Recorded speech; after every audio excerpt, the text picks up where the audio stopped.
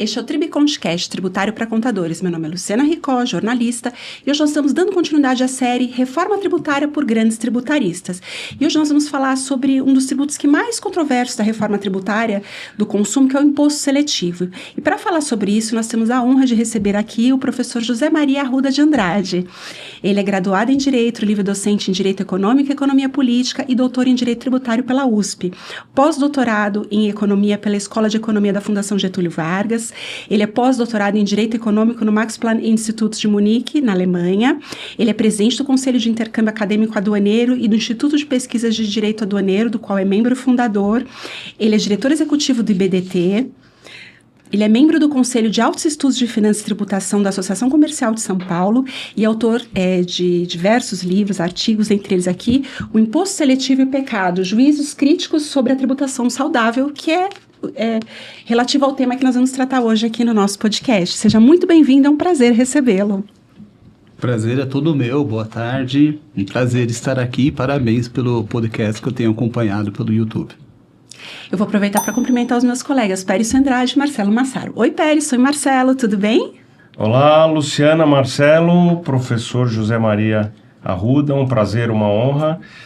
Tive a oportunidade de vê-lo expor sobre esse tema no congresso do ano passado do IBDT, de Direito Internacional, e realmente tem posições muito fundamentadas, contundentes, além de muito didático no explicar dessa matéria. Tenho certeza que a nossa audiência vai gostar muito. Também quero cumprimentar, muito obrigado, é uma honra receber o senhor aqui, professor José Maria Arruda, para falar especialmente de um tema que eu acho que está sendo o tema do momento, né? Que está todo mundo com dúvida, está todo mundo querendo entender um pouco melhor, então muito obrigado por aceitar realmente o nosso convite. Muito obrigado, Marcelo, Pérez, Luciana. É um tema que mexe com as nossas emoções e nossos valores, né? Então, mais do que só tributação e dinheiro, ele mexe com essas emoções. Para começar, eu gostaria de perguntar para o senhor, se eu pudesse falar um pouquinho da sua trajetória, da sua carreira acadêmica, profissional, e também como é que surgiu o seu interesse em estudar não só a matéria jurídica tributária, mas os reflexos, os efeitos econômicos também. Muito bem. Bom, eu acho que minha trajetória acadêmica começa na escolha por fazer direito, ali no Lago de São Francisco, e o que me levou àquela instituição foi o meu apreço por literatura e história, foi isso. Né? Eu queria continuar estudando isso, mas também queria ter uma formação jurídica. E lá pelo quarto ano, no final do terceiro, quarto ano, eu acabei me dedicando mais à pesquisa na faculdade. Eu era da Academia Brasileira, da Academia de Letras, da faculdade, enfim, mas aí eu comecei a me preocupar mais com a questão acadêmica e me aproximei do professor Eros Grau, então titular de Direito Econômico. Então, a partir do meu convívio e também de assistir às aulas como ouvintes do doutorado, mestrado lá do programa, ministradas por ele, eu comecei a me aprofundar em teoria do direito, que é algo que ele sempre privilegiou, filosofia da linguagem e as relações entre economia e direito. Mas eu queria estudar alguma coisa que fosse um pouco mais fechada, um pouco mais dogmática do que o direito econômico, que é muito amplo. Daí eu pedi para ele, olha, quer estudar direito tributário? Ele falou, não, direito tributário comigo não. Mas depois ele aqueceu. E aí eu comecei a estudar direito tributário na teoria. Eu só fazia, depois que eu me formei, eu já fui para o doutorado direto. E com um ano estudando doutorado, eu falei, olha, eu não posso ficar aqui só nos livros de direito tributário. Aí eu ingressei na advocacia. Então, aqui eu tenho as pistas onde aparece teoria do direito, que eu estudo bastante, economia e direito, por causa do direito econômico. O direito econômico também me leva a refletir sobre políticas econômicas, o papel do Estado na regulação do mercado, e o direito tributário. Você falou que gosta muito de ler. Quais são os autores que te influenciaram nessa jornada? Olha, se eu for pensar do ponto de vista jurídico, eu acho que tem o próprio Eros Grau, professor Tércio, professor Friedrich Müller, seriam os juristas mais gerais, né? Também sempre li muito Hans Kelsen. Se for pensar no tributário, daí eu convivi e convivo com ilustres juristas, né, que eu admiro muito, e lá na própria universidade nós temos grandes nomes, né, professor Schwery, professor Ávila, professor Heleno, são professores que eu convivo. Então, acho que aqui.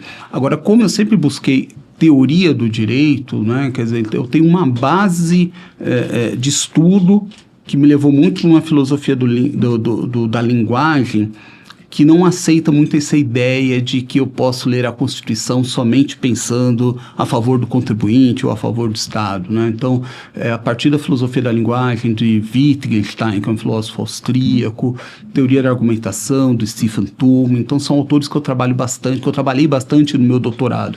O meu doutorado era sobre hermenêutica jurídica e como que uma hermenêutica menos semântica, menos de conteúdos pré-existentes, funcionaria num ramo do direito que é muito marcado por posições fechadas e muita ideologia. O direito tributário é muito ideológico. As pessoas não se dão conta disso, porque todo mundo, quando fala mal do Estado, todo mundo aplaude, mas as pessoas não se dão conta do quanto o direito tributário brasileiro é ideológico. Falando então agora, você falou na sua fala sobre o seu doutorado, qual foi a importância da sua pesquisa do pós-doc, né, tanto na Faculdade de Economia da FGV e a sua experiência em Munique e no Max Planck Institute? Você pode contar para nós um pouco dessa sua experiência e como que ela agregou na sua trajetória acadêmica? Perfeito, foram experiências riquíssimas, né? Depois que eu terminei o doutorado ali na USP com o Eros Grau, foi mais ou menos em 2004, eu defendi em 2005, eu comecei a dar aula, virei professor do Mackenzie num primeiro momento. Em 2008 eu virei professor na Faculdade de Direito. E eu ingressei no departamento que é o Direito Econômico, Financeiro e Tributário, mas na sub-área de Direito Econômico e Economia Política, que é a minha de origem, que é a mesma do professor Eros Grau. Mas eu ingressei para ministrar a disciplina de Economia Política. Eu concorri com economistas e tendo economistas na banca, né? Então foi um concurso com bastante dificuldade, assim, para preparação. Então, quando eu decidi pela livre docência, que é um caminho natural de professor que está lá, professor doutor, é a progressão nossa vertical, né, eu falei, puxa, aqui eu não vou seguir pelo direito tributário, aqui eu preciso firmar, né, minha posição no direito econômico e em economia política. Então eu quis estudar direito concorrencial, que é uma espécie de direito tributário do direito econômico, que ele é um pouco mais fechado, mais específico, com bastante discussão de casos. E aí eu busquei na Alemanha, que já era minha referência teórica, tanto de teoria do direito, etc. Eu fui buscar esse debate lá, que o direito concorrencial alemão é muito rico.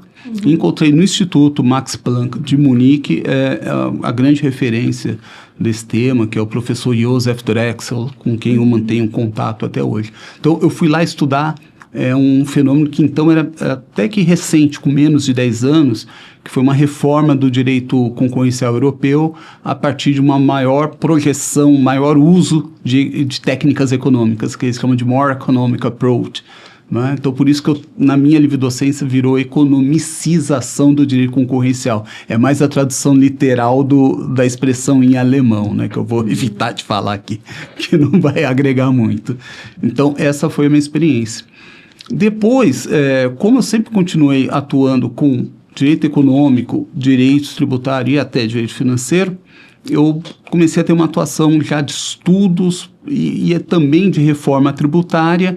Eu falei, puxa, está na hora de eu ter um tempo de estudo em economia mesmo. Então, eu tenho muito contato, dou aula na Escola de Economia da FGV, fazia pesquisas lá, fiz pesquisas sobre Zona Franca de Manaus, sobre impacto de reforma tributária, análises, simulação, fiz vários trabalhos com a equipe de economistas. Aproveitei a pandemia, então fiquei ali um ano e pouco, quase um ano e meio, fiz esse pós-doutorado com o professor Enson Matos, um super economista na área de tributação, e aí eu fui estudar justamente o imposto seletivo. Começou dali esse livro, né? As pessoas se espantaram, como que um professor aparece com um livro de 400 páginas assim que é encaminhado o projeto de lei, né? Mas uma parte dele já era minha pesquisa em economia pós-doutorado.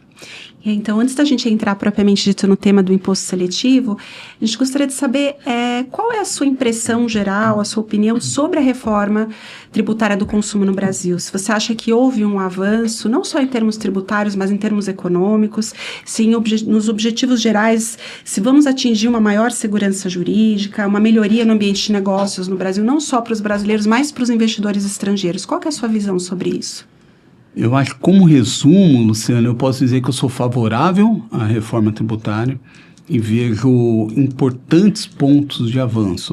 Eu sou um admirador da reforma tributária, né, porque eu não consigo defender ICMS, eu não consigo defender PIS e COFINS, né, nem ISS. Então, nesse ponto eu sou favorável. Eu acho que tem algumas coisas muito importantes, os próprios tributos, IBS, CBS, e a figura do split payment, que é mal compreendida e muito criticada a partir de incompreensões. Eu acho que é um trabalho importante de alguns atores que participaram da regulamentação da reforma tributária em tentar esclarecer a sociedade um pouco sobre isso, porque os tributaristas são muito relutantes. Né? Posso citar aqui o Rony Peterson, da Receita Federal, que está cedido à CERT, o próprio Daniel Loria, que participou da CERT e que hoje já se afastou. Enfim, as pessoas compreendem pouco o operacional. Então, essa é a parte que eu acho boa.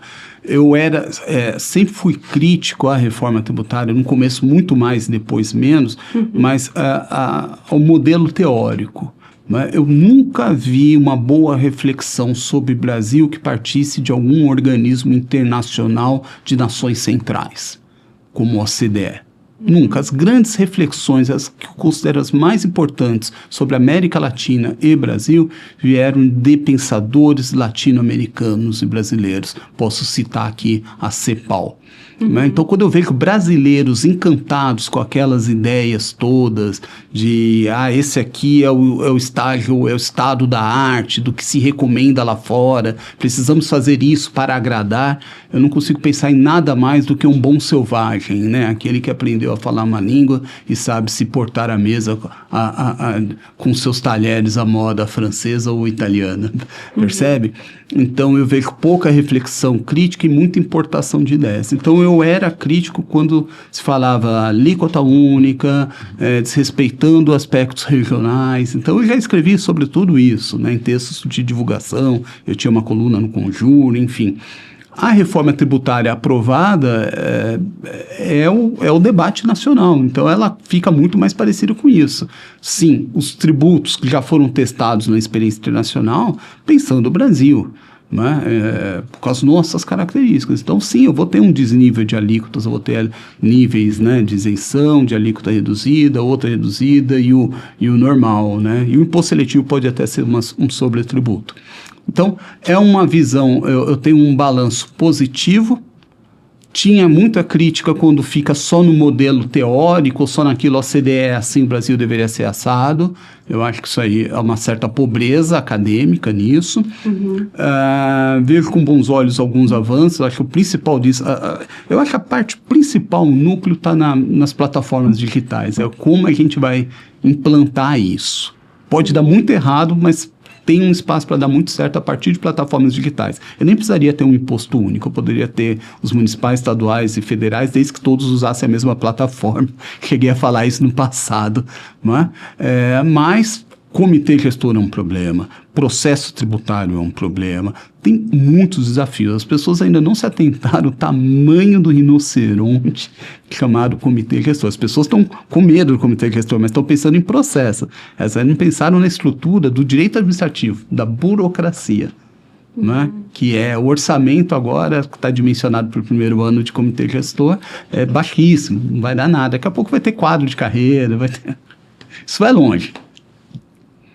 E o senhor, agora entrando propriamente dito no tema do nosso podcast, inclusive do livro, quer dizer, como um estudioso do assunto, o senhor poderia, assim, para introduzir o assunto para a nossa audiência, explicar o que vem a ser o imposto seletivo, Claro. quais as principais características, hipóteses de incidência, fatos geradores, e também qual o papel da lei complementar e da lei ordinária na sua definição. Perfeito.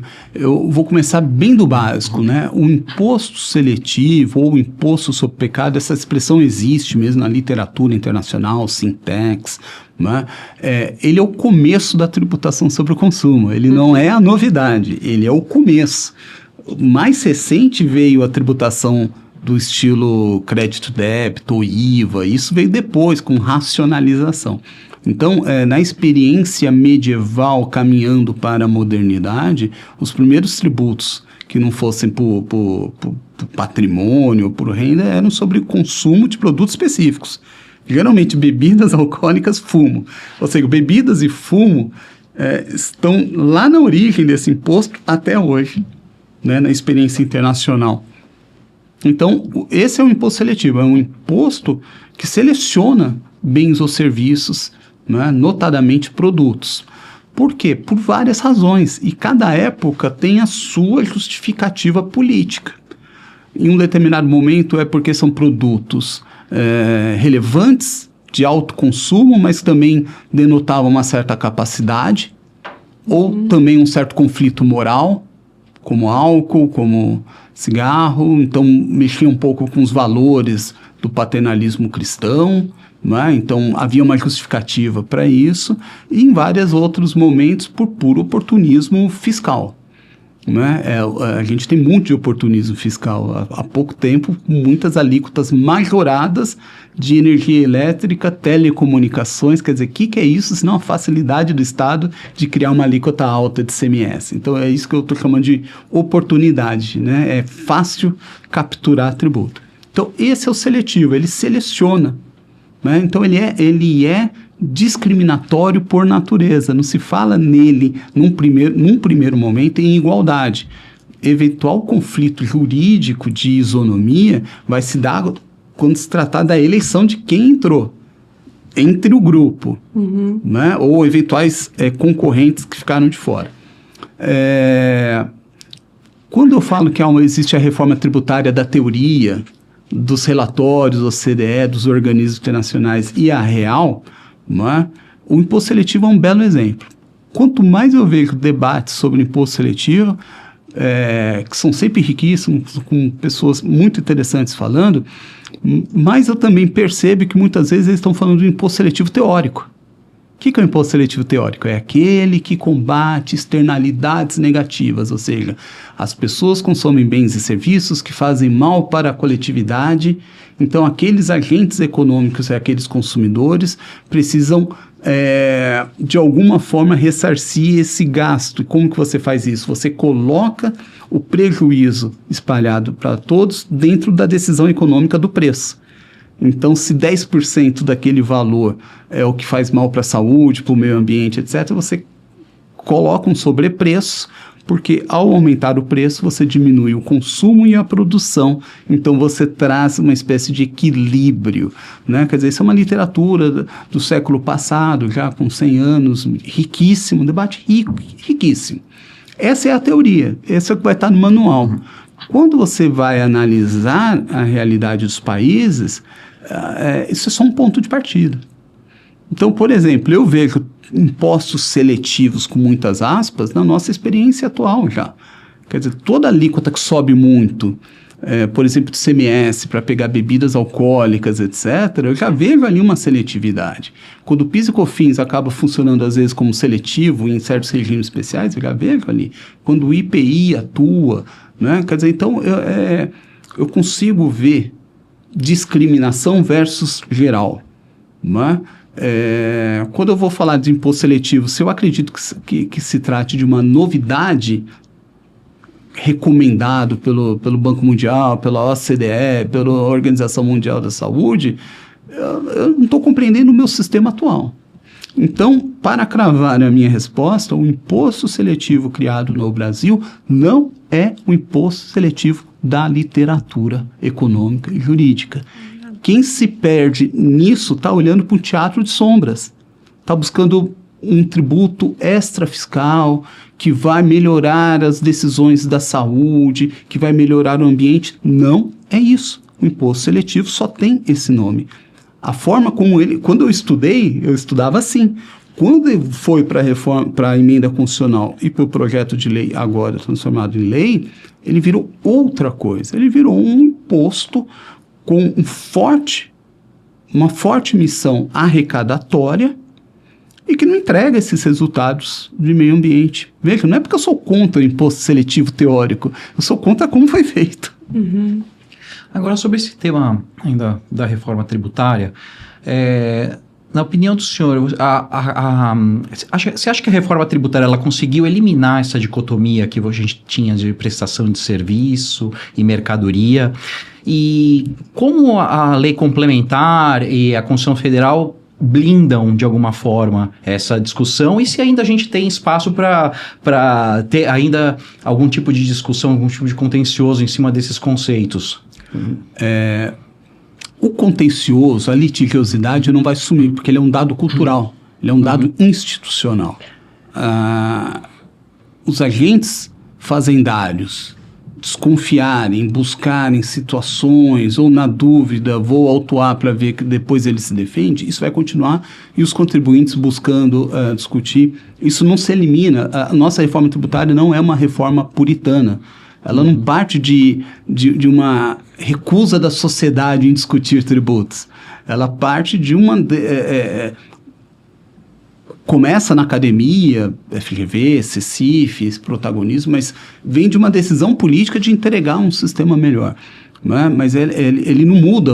Os estados não entraram ali a partir, olha, fizemos um manifesto e queremos criar o IBS. Não, eles foram convencidos. E os municípios também com muitas contrapartidas fiscais. Uhum. A União é devedora, ela vai direcionar bilhões e bilhões para compensar estados e municípios. Ou seja, eles foram convencidos via orçamento a aderir. Né? Então, isso não vai mudar. Começo da sua pergunta, Marcelo, interessantíssimo. Né? Eu acho sim que houve uma superação disso, dessa coisa do mercadoria sendo bem corpóreo no contexto de mercancia, serviço, prestação de fazer, que elas foram construídas no Brasil com uma questão muito histórica. Foram decisões de 6-5 no Supremo Tribunal Federal. Um ministro foi determinante para dizer que serviço só prestação de serviço. Não foi o direito era assim, não. O STF entendeu que o Código Civil diria isso e que o direito tributário, né? Então, essas regras de competência que foram interpretadas em vários casos de forma bastante delimitada e que criaram vários pontos cegos, né? Isso é um reflexo da nossa jurisprudência, né? Que a gente tem que respeitar como tal, por conta do nosso sistema processual. Então, isso eu acho que sim. Tem uma característica da regulamentação da reforma tributária que eu não gosto muito, sinceramente, né, apesar de ser favorável à reforma, que ela foi feita não só para implantar o IBS e a CBS, mas ela foi feita como uma espécie de... Agora vamos tentar colocar tudo o que nos incomoda na fiscalização no dia a dia nessa lei.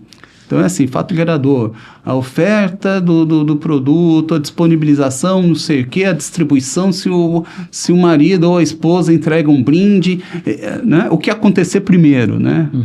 Receber o bem, pagar por ele, não sei o que, na dúvida quando extrair da mina. Você percebe? A forma como ela foi escrita não combina com a nossa tradição jurídica, porque você vai colocando uma série de gatilhos para tentar sempre incluir tudo.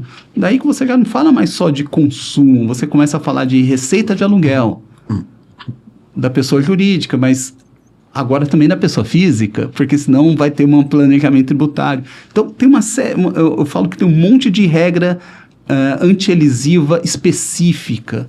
Não é? A gente tem a parte de benefícios indiretos que vem lá do direito do trabalho, a gente tem as despesas necessárias do imposto de renda, eles colocaram tudo, porque ela parte muito o projeto de lei, o projeto de lei não nasceu lá da academia, ele nasceu da fiscalização praticamente, da Receita Federal e da Cefaz, né, naqueles grupos temáticos. Então, essa característica, então, vai diminuir o litígio dessas teses das regras de competência. Claro, talvez alguém diga que é inconstitucional, que quebra o pacto federativo, né? Mas vai ter muito espaço ainda para discussão, porque eu tenho os grupos, se eu entrei numa categoria de alíquota ou não, se eu estou nesse seletivo ou não, os probleminhas de fronteiras, de classificação de bens, eles vão estar lá, provavelmente alguma coisa de comércio internacional, então vai ter espaço, né? E talvez o que é efetivamente fornecimento, né, da empresa, se vai glosar crédito ou não, esse tipo de coisa eu acho que ainda vai existir.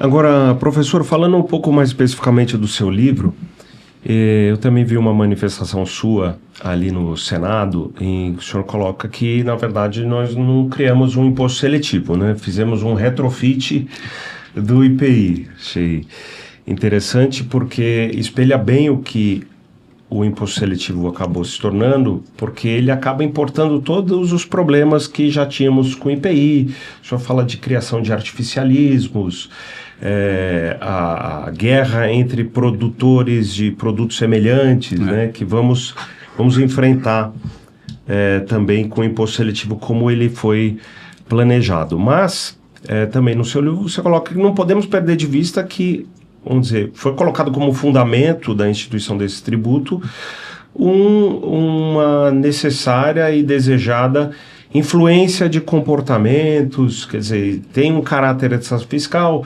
Num primeiro momento a emenda mencionava expressamente a extrafiscalidade, depois foi retirado. Queria que o senhor falasse um pouco mais sobre isso e como devemos interpretar as normas que vão ser postas aí ou as novas inclusões ou alterações por lei complementar, do que está dentro, do que não está, diante desse princípio. Muito bem. Até aproveitar e resgatar, né, a pergunta da Luciana. Hoje a gente tem um imposto seletivo criado na lei complementar. Está ali. Né? Mas ele precisa, para atuar, para poder incidir tecnicamente, ele precisa de uma lei ordinária para tratar das alíquotas. Vai tratar de alíquotas e de uma série de detalhezinhos relacionados à alíquota, né? Tenho notícia de que haverá uma certa progressão de alíquota até chegar na alíquota efetiva. Eu tenho situações específicas. Então, a lei ordinária, sem a lei ordinária eu não tenho um imposto, né? Eu não fecho a estrutura da regra de incidência completa, vai faltar o aspecto quantitativo. O imposto seletivo, ele pode ser estudado a partir do seu estrito formato jurídico, tá? O que ele é, o que ele, né, e o que dele decorre. Eu posso pensar a partir dos fundamentos econômicos e das consequências econômicas. Aqui eu já abro para uma economia e direito, né? E eu posso também pensar a partir da estrutura fiscal, né, orçamentária. Essa parte da estrutura orçamentária e fiscal é muito importante da reforma tributária e ela não teve o mesmo protagonismo que a parte jurídica teve, onde se discutiu muito CBS, IBS, e o imposto seletivo estava lá escondido, né? Eu falava isso, cuidado que o imposto seletivo pode ser um cheque branco, cuidado que o imposto seletivo pode ser a nova contribuição de intervenção no domínio econômico, né? Que vai ganhando um espaço e na hora de precisar, né? Quando precisa de recursos fiscais, vamos colocar mais um produto aqui e criar uma narrativa para colocar aquele vilão, né? O imposto seletivo acabou ficando com uma cara de punição, muito embora saibamos que um tributo não tenha caráter punitivo, já está no Código Tributário Nacional. O senhor até menciona na exposição que, de qualquer forma, se faltar dinheiro em relação à repartição obrigatória com os estados, vai ter que se buscar uma compensação, que é um contrassenso, né? Exato. Então, esse é o ponto. Eu vou começar, vou pelo menos falar da parte fiscal, tá? E é por isso que eu falei, olha, o imposto seletivo não é esse imposto bem intencionado da literatura, tá? O imposto seletivo brasileiro é um retrofit do IPI. Por que eu falei isso? Os estados e municípios não aceitariam a reforma tributária que extinguisse o IPI se não garantissem que eles receberiam o mesmo valor do IPI que eles recebem todo ano. Por que eles perderiam 65 bilhões, ou melhor, 60% de 65 bilhões, dá uns 40 bilhões. Por que eles perderiam 40 bilhões por ano para apostar no IBS? Então, eles precisavam ser convencidos. Existiriam formas de pensar isso a partir do próprio IBS. Mas o governo olhou, né, dentro daquela simplificação dos acadêmicos, de que saem 5 impostos, entram esses, e o IPI vira o IS, né, o imposto seletivo, alguém teve a ideia de falar, puxa, vamos tirar o IPI, não totalmente, mas no começo era totalmente, o imposto seletivo fará às vezes, vai ser um IPI simplificado, vai ser o IPI só de alguns produtos nocivos ao meio ambiente, à saúde, e limpa o IPI, que é um imposto complicado para a indústria. Essa era, né, a PEC 110 tinha muito disso, esse era o racional. Mas quando eles colaram a regra fiscal do IPI, que não tem nada a ver com o tributo, não é o tributo, é a parte fiscal. Como o IPI é repartido em 60% com estados e municípios, vocês falaram, fiquem tranquilos, estados e municípios, 60% do imposto seletivo vai ser de vocês.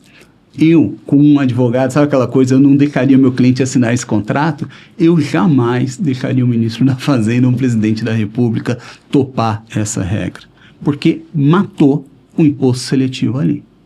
Porque o imposto seletivo clássico é aquele que você cria para desincentivar condutas ou pelo menos se ressarcir dos malefícios daquela conduta.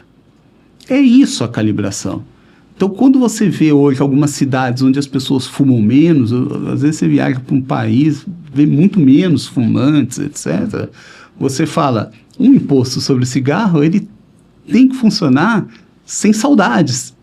Você tem que torcer para que ele diminua a sua arrecadação, para falar, estamos cumprindo a nossa função. Que bom! Uhum. É uma espécie de multa que você cobra, né, contra alguém que se comporta de um jeito que você não acha adequado para a sociedade. Agora, quando você coloca um imposto seletivo que precisa compensar estados e municípios, você está falando, eu tenho um ótimo de imposto seletivo para arrecadar. E toda vez que alguém começar a diminuir ou o consumo disso, daqueles bens e serviços, eu vou ter que ou aumentar a alíquota, ou vou ter que colocar mais gente.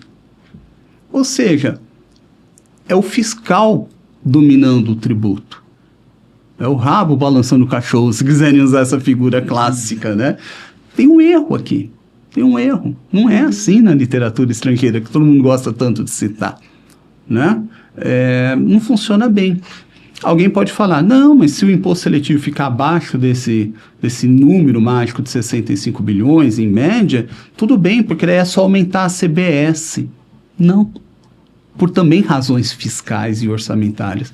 O que for arrecadado com o CBS, que substitui o PIS e COFINS, vai para o orçamento da Seguridade Social. E lá fica. Você não tira de lá. Não tem desvinculação de receita.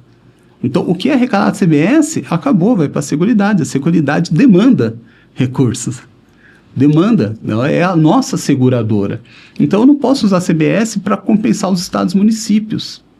Assim como se faltar para a Seguridade, eu não posso pegar o valor do IBS e destinar para a Seguridade. No fundo, né, eu mesmo, quando escrevi o livro, não tinha me atentado a isso. Eu sempre imaginei, como o teto soma imposto seletivo e CBS, eu sempre imaginei que seria os dois juntos, uma dinâmica de equilíbrio, né? Mas não, é cada um por si. Então, a União criou uma dívida de 40 bilhões por ano com os estados e municípios. Ela vira o ano devendo. Eu falo que é um táxi de frotista, sabe? É aquele que, olha, enquanto eu não chegar em tantos reais naquele dia, eu estou devendo para o dono do veículo. Né? Só a partir daquele negócio, depois que eu encher o tanque de gasolina, é que eu começo a ter o meu dinheiro, o que vai ficar para mim. Então, é isso.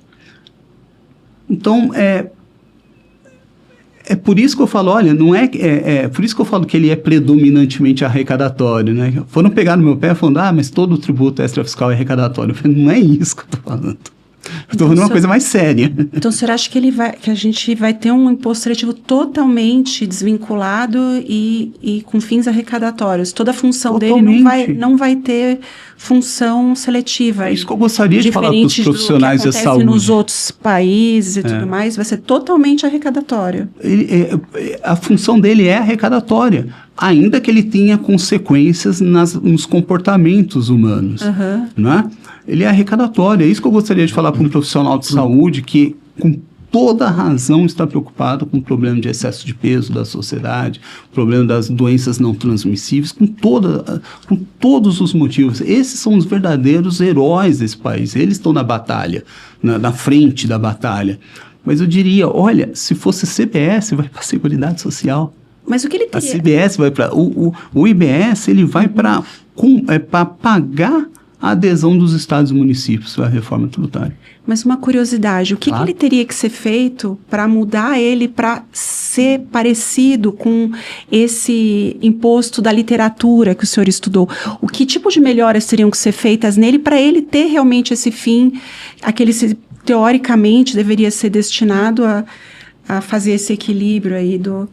Primeiro, o equilíbrio de arrecadação que tem que compensar estados, municípios, etc., deveria vir da tributação normal, CBS, né, no âmbito federal, e IBS no estadual municipal. Eu equilibraria aqui, não tem que a União compensar os estados com o final do IPI. Acabou o IPI. Então, a União está preocupada com a Seguridade Social da COFINS. Os estados e municípios com o que eles ganhavam com o IPI, ou seja, o IBS passa a ser esse componente. O IS seria aquele imposto extraordinário para realmente se preocupar com certos comportamentos na saúde e no meio ambiente, com a receita destinada a esse fim. E vinculado a políticas públicas. Vinculado à política pública. Se eu estou preocupado com saúde, com SUS, doenças não transmissíveis, ninguém está falando dos números. Quais são os números? Quanto que custa a obesidade? Né? Eu conheço alguns estudos, né, que ficam muito abaixo da arrecadação de IPI, por exemplo. Né? Mas, enfim, veja que esse debate ele é pautado só pelo preconceito. Né? Se eu não gosto de cigarro, não gosto de álcool. Né? Então, esse imposto deveria ser... exclusivo para isso, livre para isso. O governo não pode se acostumar a ele, tem que estar pronto para desmamar desse tributo, que as pessoas parem de fumar, que as pessoas tenham hábitos mais saudáveis, né? Então, direcionados sem poder contingenciar, sem poder desvincular. Hoje as CIDs são arrecadadas e os recursos são desvinculados, são contingenciados. Você usa o valor que seria para uma finalidade, no ano seguinte você direciona para pagamento de juros da dívida pública. Não pode, tem que blindar, fazer um negócio sério. Né? Seria o único tributo com destinação específica blindado. Aí nós teríamos o imposto finalístico. Aí nós teríamos o imposto pronto. Isso seria a minha recomendação. Mais uma coisinha que eu não falei. Imposto, tributo em geral, é instrumento pobre de intervenção do Estado. Quando comecei a estudar direito econômico, intervenção do Estado, eu achava o tributo máximo, olha que instrumento importante do desenvolvimento econômico, desenvolvimento regional. É instrumento pobre. O tributo serve só para isso aqui, ó. Não favorecer o consumo, né? Ou favorecer um pouco. Se alguma coisa for muito relevante e o tributo comportar alguma redução de carga, ok. Mas assim, ele tem que ser... Quanto mais artificialismo nisso, quanto mais você vai achar que ao tributar um produto, você agora vai tomar 2 copos de água a mais, depois um cafezinho, daí quanto mais você achar que vai fazer engenharia social com o tributo, maior vai ser seu fracasso. O que funciona nessas políticas de mudança de comportamento é regulação. Regulação. Como que você diminui os acidentes de trânsito? Colocando a cerveja 10% mais cara, ou colocando cinto de segurança, fiscalização, ponto na carteira. Outro dia eu fui ver um programa ao vivo, era o Roda Viva. Os jornalistas estavam massacrando um político brasileiro, falando, o senhor é um autoritário, que agora quer proibir o cigarro dentro dos restaurantes, e aquele político, que era um político nitidamente do espectro de direita, né, falando, olha, mas os garçons estão adoecendo, não sei o que, é importante, né? Eu falo, não, o senhor é muito autoritário, ele que trabalha em outra coisa, ali é que a gente está ali para fumar e comer mesmo. Os jornalistas progressistas. Então, olha como as coisas se transformam. Então, regulação, o que é proibido, o que é permitido, componentes de fórmula, formulação e informações. Rotulagem é um exemplo de boa política pública. Rotulagem é o seguinte, se tiver muito sal, sódio, se tiver muita gordura adicionada, se tiver muito açúcar adicionado, ele não escolhe quais são os produtos, quem são os vencedores, os perdedores, é para todo mundo. Um monte de gente tirou açúcar dos alimentos que a gente nem imagina para não ter esse rótulo de açúcar. Extrato de tomate, por exemplo, várias indústrias tiraram para não aparecer rico em açúcar. Você vai comprar um tomatinho ali rico em açúcar, você pensa duas vezes. Sim. Eu sempre dou o exemplo que eu gosto de picles, né? Então, picles começou a aparecer um sódio de repente. Uma coisa que não é adotada no Brasil, estive recentemente em Nova York, você chega nos restaurantes, o menu tem um número de calorias. Né? Ontem eu tive um embate, uma discussão, eu e o professor Chueri. Verdade. Né? Que a gente estava no almoço, depois de uma reunião da associação comercial, e tinha 2 pratos lá, tinha um nhoque, né? E quem está em dieta fala, ai meu Deus, é agora, o nhoque, hoje pode. E tinha o peixinho, mas o peixe tinha um molho e purê de batata. Aí falou, pô, esse purê de batata me autoriza o nhoque. E a gente ficou naquela, resumo, nós dois fomos pro peixe, depois eu pensei bem, eu falei, olha, o nhoque eu acho que era menos calórico, mais interessante para mim, que estou em dieta, do que o purê. Mas, olha, se tivesse ali um número de calorias, teria nos ajudado nessa decisão. Então, essas coisas, restrição comercial, tem muita coisa que as indústrias fazem que a gente mal sabe. Né? Hoje, em escolas infantis, quando não se vende refrigerante, é porque a indústria tomou essa decisão. O número de toneladas de açúcar que foi retirado das fórmulas, dos produtos alimentícios, inclusive das bebidas, é enorme. Foram feitos, a indústria as associações foram ao governo, ao Ministério da Saúde, firmaram um compromisso, assinaram um compromisso e a Anvisa foi lá e depois fiscalizou. Saiu um relatório no começo do ano passado, tem menos de um ano, falta um mês aí para um ano. E as indústrias conseguiram reduzir. Só 2 produtos lá, de biscoitos doces, que não entregaram essa redução, não chegaram naquele patamar. Quer dizer, olha, o medo reputacional de perder espaço, né? As indústrias de refrigerante hoje vendem sucos, os do cigarro vendem cigarro eletrônico e por aí vai, né? Então, medo reputacional, regulação, rotulagens, restrições comerciais, restrições de propaganda, o esporte que não aceita mais bebida, nem cigarro. Isso é tão mais sofisticado para mudar os hábitos e a cultura do que tributo. Tributo é pobre. Realmente, e é o que funciona, né? A opinião pública, às vezes, ela é subestimada, né?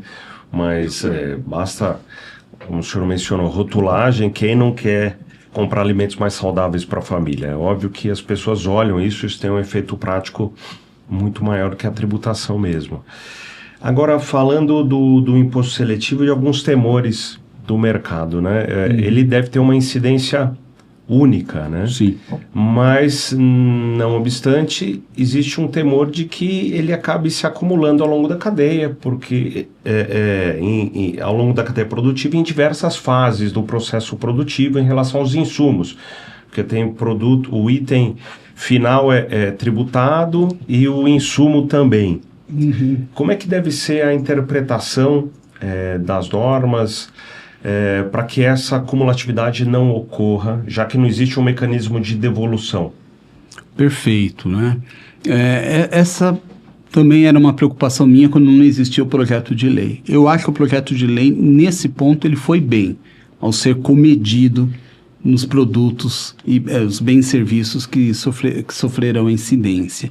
Mas veja, basta um projeto de lei complementar para colocar algum item a mais, eu vou ter esse problema. Então, o Peterson chama muito bem a atenção para esse risco do que eu chamo de insumo produto final, né? Eu tributo um insumo pelo imposto seletivo, né? Incide uma vez, repercute no preço, depois eu vou direto no produto final.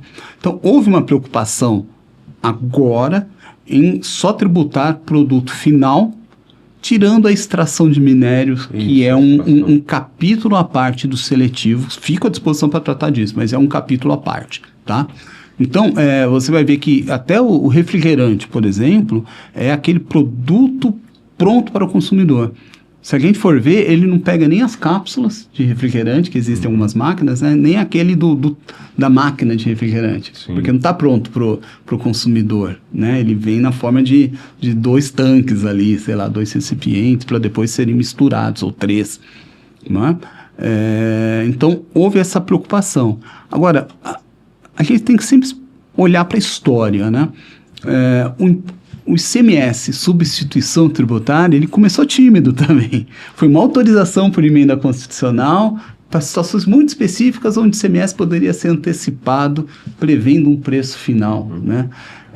E, de repente, ele se massifica. Não é? Daqui a 10, 15, 20 anos, por conta de questões fiscais, será que eu não tenho o risco de um uso abusivo não no sentido jurídico, mas excessivo do imposto seletivo, como a CIDs, Contribuição de Intervenção do Domínio Econômico, elas foram criadas, de repente, o governo federal percebeu e falou, essa conta orçamentária não fecha com esses tributos aqui, vou ter que criar CIDs. Aí inventou uma historinha para cada um, telefonia, energia elétrica, onde tinha uma história bonita, tem lá um artigo primeiro falando que está criado uma CID e um fundo, né? E aí ele usa o fundo do jeito que ele quiser para o dia a dia, né? Tem um desvio fiscal da CID que nós tributaristas estudamos menos, e aí o meu outro lado, que é mais direito financeiro e econômico, está muito atento, né? E de outros pesquisadores também. Então, hoje não há esse risco, Pelisson, é incidência única e para produtos únicos, ou então dos recursos minerais, uma incidência única, né? Mas esse potencial risco existe se for aprovada uma nova lei complementar com um monte de incidência. Coloca plástico, coloca concentrado de bebidas, coloca o malte da cerveja, por aí vai, né? Fazendo já até uma ligação com isso que você está dizendo, professor, também alguns juristas têm afirmado eventuais potencialidades de inconstitucionalidades no imposto seletivo. Qual que é a sua visão sobre essa questão? Eu fui bastante crítico no começo do debate de reforma tributária, em que, assim, por cacoete, né, a boca torta do cachimbo, já via a reforma tributária pensando em constitucional isso aqui, não sei o que. Eu falei, gente, tem uma hora que você tem que estudar um pouco, ver aonde está indo a reforma tributária para depois, não é? Precisa ter primeiro se apoderar do negócio, né, compreender. No imposto seletivo, sim, eu vejo problemas de inconstitucionalidade já, assim, potenciais, tá? Aí, realmente, eu preciso dizer, são convicções pessoais, tá? Onde que eu vejo? Eu acho que a igualdade não é aplicável, num primeiro momento, como eu já disse, ao imposto seletivo, porque ele é discriminatório, ele é corretivo, ele é seletivo. Agora, se a narrativa é excesso de peso, por exemplo, que é um problema pandêmico, muito bem documentado, muito bem estudado por médicos, profissionais da saúde, é um debate mundial, né? Qual é o problema de cada país? Né? Então, por exemplo, na Arábia Saudita tem um problema de obesidade, de aumento de peso, né? E eu olho aquela tributo sobre refrigerante e eu falo, é uma decisão que faz um sentido lá para eles, é uma alíquota de 50%. Nossa. Né? E depois veio uma de 100%, junto com uma de 100% para energéticos. E ela veio antes da adoção de um imposto sobre consumo. Eles nem tinham imposto sobre consumo, eles viviam só dos recursos ali de minérios, né, o petróleo. Então veja como foi relevante. Agora, eles não têm fábrica naquele local. Sociedade consome água e café porque não tem a parte do álcool por questões religiosas. Então o peso do refrigerante é um dos países, Catar, por exemplo, acho que é o segundo, terceiro país com maior consumo de refrigerante per capita. Isso é ciência, Agora, quando eu pego esse recorte do relatório da Organização Mundial de Saúde e falo, eu tenho que adotar isso no Brasil, aí é desconhecimento, porque eu não sei a tributação atual desses produtos. Né? Se alguém, sei lá, falar de algum produto que tem CID, que tem majoração de alíquota de CMS, regime próprio de PIS/COFINS, primeiro tem que dominar esses tributos para entender. Né? Se eu já pago mais tributo aqui, do que você está falando? Né? Eu costumo dizer que o imposto americano, quando tem sobre alguns produtos sobre o pecado, ele é um 10% a mais de uns 7%, que dá 17%. A gente olha aqui e fala, senta aqui que eu vou te contar uma história. Não é? Então, eu quero copiar o quê? Nomes ou tributação? Tributação é o que chega ao consumidor final. Não é nome de tributo, é custo tributário. Tá? Então, onde que eu vejo problemas de inconstitucionalidade no imposto seletivo? Na hora de escolher para cada item os produtos. Então, vamos lá. Problema de excesso de peso. Então, vamos nos preocupar com problemas de excesso de peso. Quando a rotulagem fala que tem muita gordura e muito açúcar, ela seleciona? Ela fala, esse aqui é legal, esse aqui não? Esse aqui eu gosto, esse aqui eu desgosto? Não, é para todo mundo. Quando você chega para o seletivo, quem que foi incluído? Se a sua agenda for você profissional da saúde, e falar, que atende aos meus desejos, né, como cidadão e como profissional da saúde? Ah, tem esse item aqui, bebidas não alcoólicas açucaradas. Tá bom.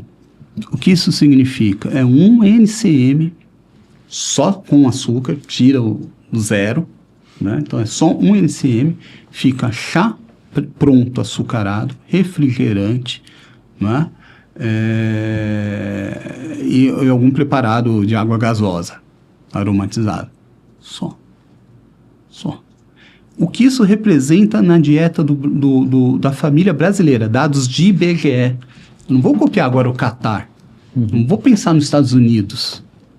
Não, os Estados Unidos têm problema com fast food. O Brasil não é o problema de fast food. Fast food é caro.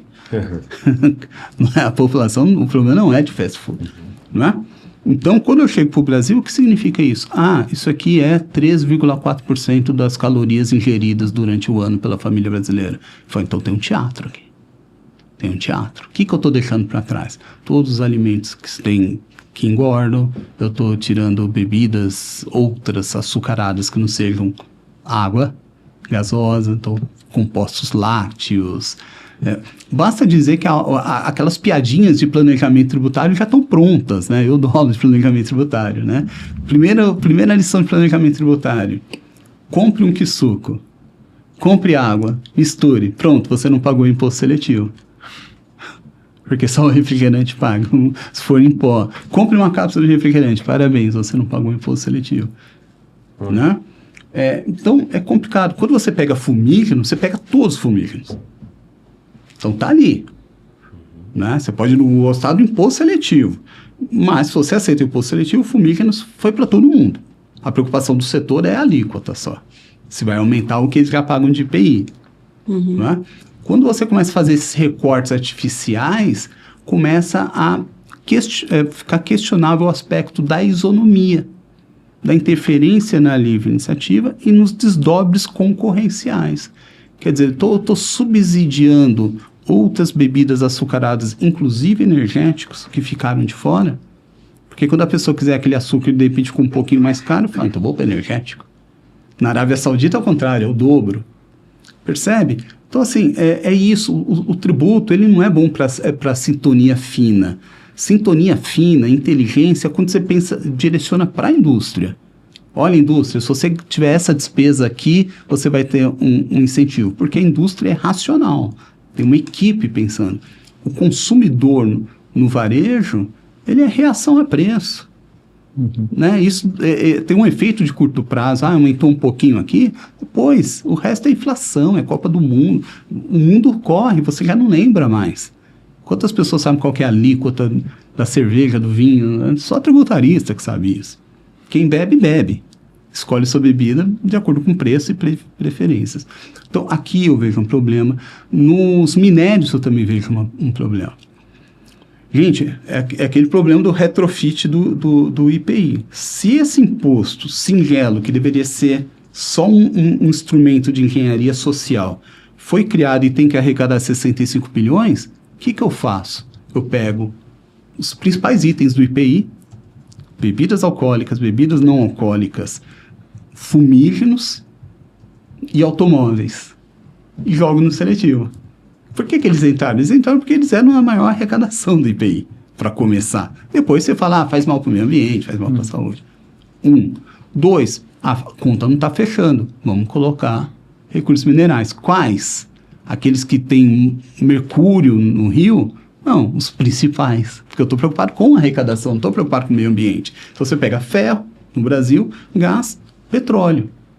Só que são minérios que, com ou não exploração da iniciativa privada, no caso do petróleo, com Petrobras, que pertencem à população.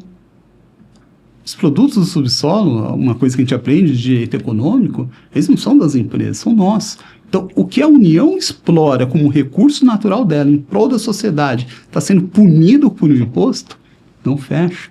Assim como prognósticos, não a parte dos bets online, eu estou falando prognósticos de Mega Sena. Como assim? Isso aí é programa social da Caixa Econômica. Então, essas coisas estão mal ajustadas, porque elas estão calibradas para arrecadar e não para mudar o comportamento. Tem um teatro de sombras aqui que está mal compreendido.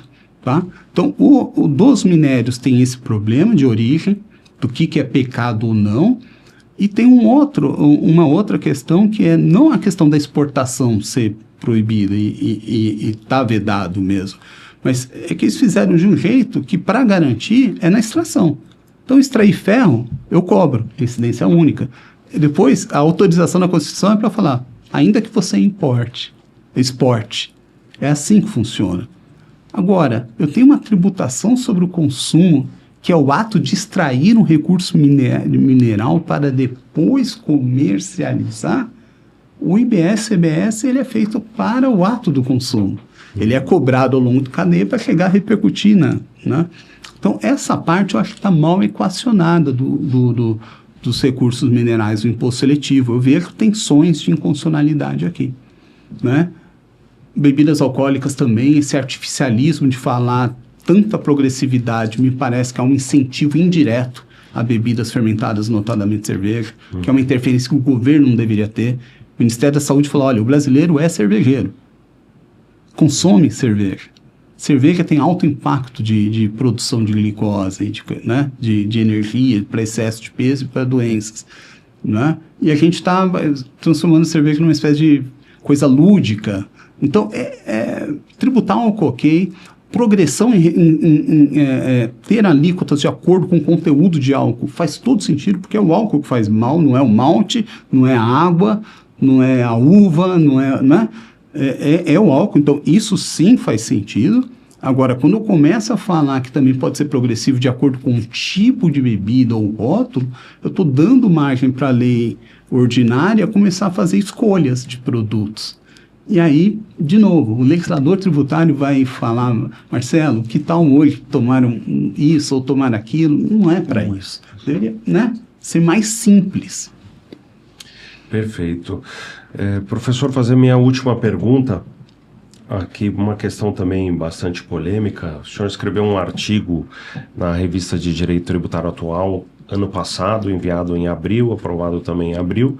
Agora, já com a reforma aprovada, queria saber a sua visão, se mantém a mesma do artigo, se teve alguma alteração relativo à Zona Franca de Manaus, o dilema que nós temos entre a necessidade de um tributo seria, vamos dizer, em tese regulatório e a manutenção de incentivos na Zona Franca, né? Podemos manter o incentivo à produção de bens danosos à saúde, ao meio ambiente, num ambiente resguardado pela Constituição. Como é que devemos lidar com isso? Perfeito. Obrigado pela pergunta, Peterson. Teve mudança, sim. Teve mudança para melhor nesse assunto, tá? Em primeiro lugar, quer dizer, uma das opções da reforma tributária seria simplesmente, é isso aqui, CBS, IBS para todo mundo, se virem, vamos para as vocações naturais. né, que eles até usavam alguns defensores sobre isso, né? As vocações naturais a gente joga para o Sudeste, né? E acha que né, acordam mais cedo, né? Contém ironia, por favor, né? Que fique claro. Então, quando houve a decisão política no primeiro momento, tá? Quando troca governo e fala, ó, a gente vai continuar a reforma tributária, mas regional vai ficar e Zona Franca Manaus vai ficar, todo mundo já, ok, tá tudo resolvido, agora a gente vai defender Zona Franca de Manaus, né? Foi assim. Os podcasts, as lives estão todas aí documentando isso, né? Então, aí a Constituição usou um termo ali no ADCT, né? A Zona Franca de Manaus dura até lá 2073 e vem da reforma tributária, né? Falando, olha, o que existe hoje, o diferencial competitivo, deve ser mantido de forma geral nos mesmos valores, na mesma quantidade, basicamente isso, né? Eu me vi fazendo uma interpretação um pouco mais avançada disso, para mim, literal, né? Que é, de forma generalizada, quer dizer, tudo que existe na Zona Franca de Manaus tem que ter um depara no sistema hoje. Mas não é que se o ICMS é reduzido, o IBS tem que ser reduzido na mesma proporção nominal, mas na quantitativa é mais difícil o desafio. Né? Se a CBS é maior que PIS e COFINS e tiver uma isenção de PIS e COFINS, a CBS teria que, em tese, né, ficar naquilo. Então, esse diferencial teria que ser, na Constituição, teria que ser mantido de forma geral. Então, o geral, para mim, é todo mundo. Não é eu começar a escolher a indústria A, B, C. Quando foi para projeto de lei encaminhado para a Câmara dos Deputados, estava incompleto. Tá? Foi quando eu escrevi artigo. Eu escrevi artigo um pouco para falar da importância do IPI. Tá? Mas em vários debates eu chamei a atenção para dizer o seguinte: na indústria está faltando coisa. Por quê? Porque o IPI da Zona Franca de Manaus, que é o IPI que vai continuar depois da reforma tributária, ou seja, os produtos que são produzidos lá e que pelo projeto estão acima de 6,5 para cima, a alíquota, né, vai continuar o IPI. Para que serve esse IPI? É um IPI nominal que a empresa que está lá que produz não recolhe, mas que se tiver concorrente no resto do Brasil ou no exterior, esses têm que recolher. Então, esse é o diferencial primeiro sobre preço. Tá? Mas o que estava faltando? Se era um produto intermediário, em que outra indústria iria adquirir, por exemplo, fora da Zona Franca de Manaus, no projeto de lei não tinha direito a crédito. Então, o IPI só estava bem equacionado em relação à Zona Franca de Manaus com a reforma para produtos finais. Então, esse foi o primeiro alerta que eu fiz. Tá? Depois, isso foi resolvido. Ainda tinha dúvida se a empresa produzia algum produto, a que adquire o insumo, produzia algum produto seletivo. Um exemplo pode ser refrigerante. O concentrado, boa parte do concentrado é feito na Zona Franca de Manaus, tem um IPI de Zona Franca de 8%, a engarrafadora adquire e tomaria crédito de 8%, mas ela não é mais contribuinte do IPI, não porque o IPI foi zerado, mas porque entrou o imposto seletivo. Então, na última rodada, no texto aprovado de lei, está dito que ela pode usar a lei de ressarcimento dos créditos de IPI acumulado. Em tese, pelo menos, é porque ela vai poder aproveitar. Eu tenho algumas dúvidas do comportamento fazendário dos próximos anos, mas em tese está assegurado, tem lei para dar esse respaldo. Então, essa era uma preocupação. Nem toda a indústria estava, né? E o pior, daí isso eu desenvolvi menos naquele artigo, mas também tratei bastante, que o comércio não estava contemplado. Porque a gente pensa, quem não é estudioso na Franca de Manaus, pensa só em indústria, né? Mas o comércio também é incentivado. E o comércio local é incentivado. Até por decisão do STF, as vendas locais do varejo são tratadas como se fossem exportação. Né? É um estímulo local para o consumo local, para ter gente, para ter comércio lá, etc. Né? Então, a Receita nunca aceitou isso. luta contra isso, a Procuradoria já falou que tem decisão do STF sobre isso, mas é daqueles litígios. Então, quando vem e escreve a lei complementar, não reconhece isso. No final, houve uma composição no âmbito do Senado e aceito pela Câmara dos Deputados, onde houve um reconhecimento de um crédito, de uma não incidência, um crédito presumido para o CBS, né, de forma a mais ou menos chegar nisso, né, mas só no âmbito federal. Tá? E tinha um problema do crédito estímulo de ICMS da Zona Franca de Manaus, que é um assunto mais específico, né? Não quero cansá-los com tantos detalhes, mas que ele tinha um redutor de 2/3 no projeto de lei, esse redutor foi tirado. Ou seja, o projeto aprovado chegou mais próximo desse depara puro, né, que a Constituição determina entre o sistema atual e o futuro. Né? Então, essas são as mudanças em relação ao meu artigo. Mas ele permanece atual naquilo que diz que, olha, apesar de falarem mal do IPI, o IPI teve uma importância e ainda tem para a indústria nacional, inclusive regional. Né? As pessoas só pensam o lado negativo, mas ele tem uma relevância sim. E, por fim, gostaria que o senhor desse orientações para as empresas, para os profissionais, como eles devem se preparar para lidar com o imposto seletivo a partir de 2027. E, além disso, se tiver mais algo que a gente não comentou aqui, o senhor sinta-se à vontade para complementar a nossa conversa. Obrigado, Luciana. Obrigado também, Marcelo, Peterson. Em primeiro lugar, eu gostaria já, antes de falar disso, agradecer o convite, tá? Eu, como disse, eu acompanhei alguns dos debates aqui no YouTube, eu gosto desse formato, achei que é realmente um canal muito interessante, tá? Então, parabéns e obrigado pelo convite.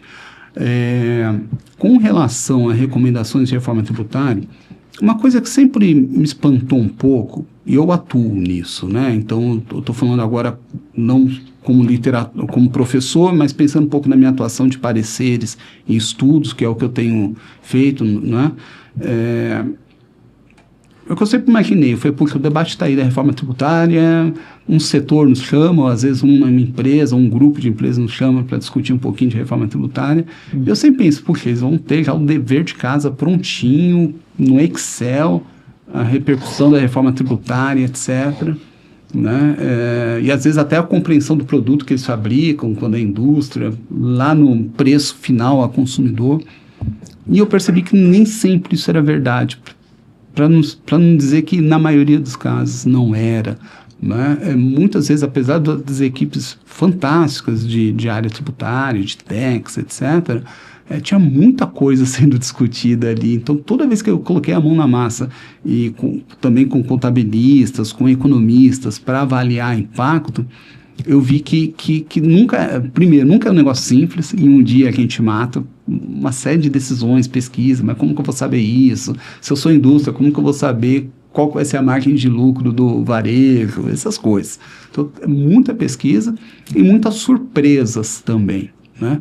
E o governo também, acompanhei em discussões com o governo e conversando com colegas, que eles mesmos, ao pensarem o projeto, depois eles perceberam que tinha uma série de coisas que escaparam, o que é natural, porque é o Brasil, é a tributação do consumo, a gente está falando de tributos complicados, né?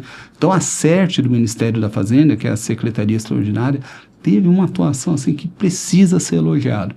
Eles se abriram para os setores, as agendas, vezes que eu tive reunião lá, eu só olhava assim a agenda, era meia hora, uma hora, assim, era todos os setores por dia, né? Essas agendas são públicas também. Então, assim, eles procuraram, eles levaram aprimoramentos. Então, esse diálogo no Ministério da Fazenda com a sociedade era necessário, né? O setor produtivo, enfim. Então, conselhos, está claro para a sua empresa o que vai acontecer quando virar uma chave, quando começar 2027, 2028, quando acabar o faseamento todo até 2033, quantas vezes eu descobri que a carga tributária variava ano a ano por conta da dinâmica do ICMS saindo e do IBS entrando, porque às vezes o ICMS é diferente, tem empresa que tem incentivo, tem empresa que não tem incentivo. né? Então, esse é o primeiro, ter certeza que você está com bons números, né? Eu acho que esse conhecimento é importante. E eventuais distorções, né? Sempre precisam ser comunicadas ao governo, enfim. Em relação ao seletivo, olha, eu acho que as empresas estão agora esperando o que vem. O projeto de lei ordinária. Esse é o termômetro. Quando vem e o que vem de alíquota, né? Pegar o mais fácil, fumígenos. Se o fumígenos tinha uma alíquota parecida com o do IPI, ok, continua o mundo. Mas muita gente que é a favor do combate aos fumígenos fala, não, agora que é seletivo, agora é a oportunidade de aumentar. E outros vão falar, não, mas é aquele debate sobre a pirataria. Então, veja, esse é o simples. Indústria do álcool, imagina, guerra entre cervejas e destilados, que é notória, isso aí é dito nas audiências de Senado, do Câmara dos Deputados, né? Quer dizer, como que vai ser essa disputa entre eles? O setor de refrigerante deve estar preocupado também com carga. O setor automotivo, quer dizer, vai ficar com uma cara de IPI, com créditos, incentivos para pesquisa e desenvolvimento, para redução, motor elétrico, não. Quer dizer, tem muita coisa. Então, essas empresas precisam ficar atentas a essa regulamentação, né? Com audiências com a CERT, com o Ministério da Fazenda, depois com o Congresso Nacional, isso é democrático, né? Então, acho que esse é o recado. Uhum. Bom, Maria, aproveitar para agradecer novamente a sua participação, foi muito enriquecedora, ter essa visão tanto acadêmica quanto da forma como o imposto seletivo vem sendo discutido e implementado. Muito obrigada, foi um prazer recebê-lo. Prazer foi o meu. Muito professor, obrigado. Novamente, muito obrigado, foi um prazer, uma honra.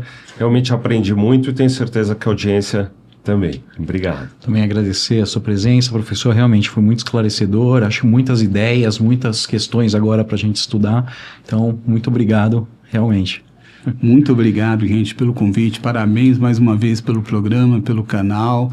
Aqueles que estão nos acompanhando pelo YouTube também, foi um prazer. Eu fico à disposição. Esse livro agora vai ser atualizado para ter mais os novos detalhes da lei, né? Alguma coisa que entrou depois, como apostas. E aí eu estarei à disposição de todos para conversar sobre isso. E esse foi o Tribcondcast, Tributário para Contadores. Se você gosta de assuntos tributários, curta o nosso canal e ative os sininhos para receber as notificações. Até a próxima. Até.